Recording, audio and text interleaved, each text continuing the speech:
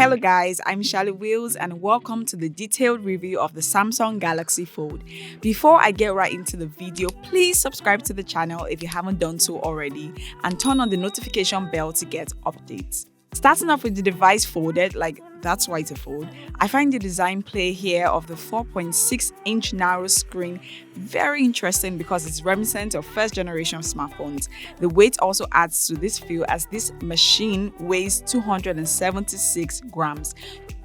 You can access your device from this screen, albeit a little restrictive because of the screen size, but practical. A quick run through on the body, there's a volume rocker, power button, fingerprint scanner on the sides, you have the SIM slot on the upper fold, two speaker grills at the top and bottom, and a USB Type-C port for charging and USB Type-C earphones. We have an articulated stainless steel spine which gives the device a sturdier feel, and that's the only place that spots the Samsung logo. There's a triple rear camera and flashlight on a very glossy back surface which leaves smudges all over, and that's why we have this phone case. The phone case is in two halves, so it doesn't inhibit the device from opening or closing and opening seamlessly into the big screen during usage.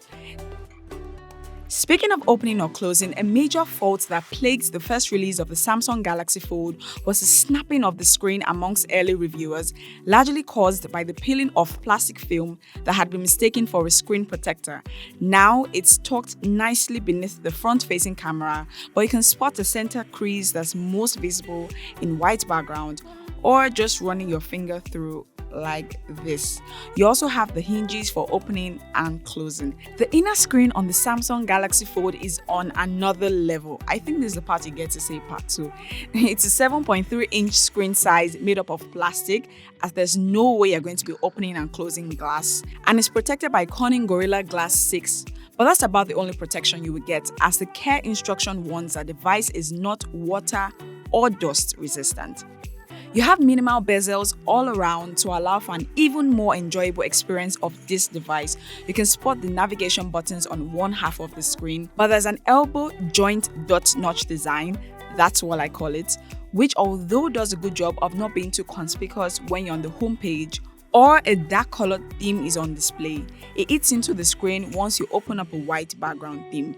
Let's put this to the test, shall we? Watching videos on the Samsung Galaxy Fold, you get the viewing experience of a mini tab aided by incredible audio quality. Take a listen.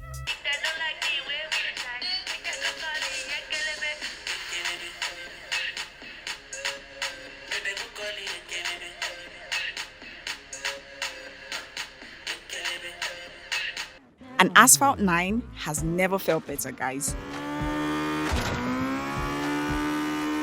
The screen on the Samsung Galaxy Fold also makes a major statement on the feature to open apps in split screen. Here you get to enjoy it this way, or however you like. Productivity apps fit right on the screen, from office suites to Excel sheets, checking mails, checking the stock market, and multitasking through them all. The Galaxy Fold is the device for that top executive or productive person. And speaking of productivity, I would have loved an intelligent tool such as the S Pen to have featured on the Galaxy Fold, just as the Note 10 Plus, to change slides on presentation and basically have more control. And for doodles, guys, doodles. You could check out our impressions on the Note 10 Plus if you want to know more on that cool feature. I know the foldable screen poses a challenge, but a stand is another accessory I would love to see accompany the Fold, as it will allow for ease of convenience carrying out tasks when the screen is unfolded, like this.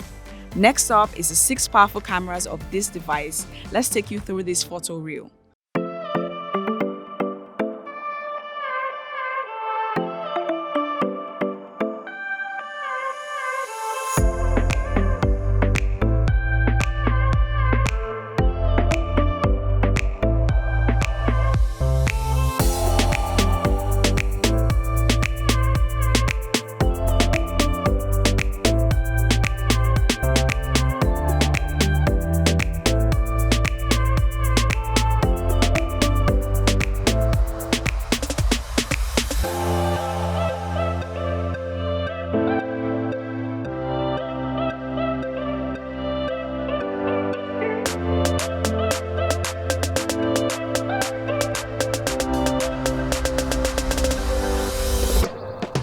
Outdoor was a great place to explore the Galaxy earbuds. It's got superb audio quality, active noise cancellation technology that quietened out ambient noises, and they're very comfortable to wear.